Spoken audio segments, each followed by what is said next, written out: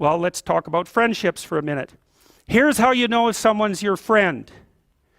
A, you can tell them bad news and they'll listen. They won't tell you why, you're stupid and why that bad thing happened to you and how something worse happened to them once and, derail the whole conversation. You can actually tell them bad news and they'll listen.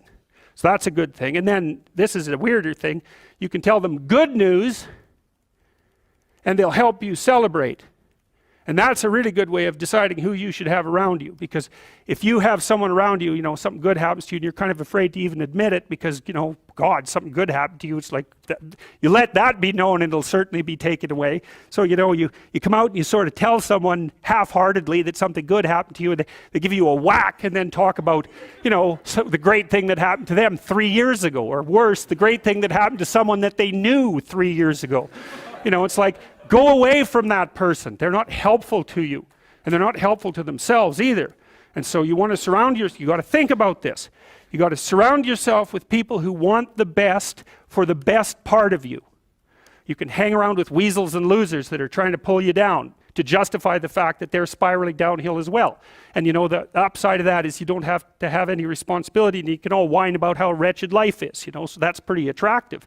But I would say it's also a bad medium to long-term plan.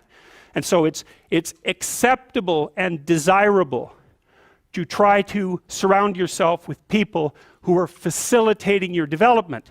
And you might say, well, I've got people around, I know them well, they're not doing that well and they don't fit into that category. It's like, what's your point? What are you going to do with them exactly? If they'll listen and cooperate with you and move towards a better future, great.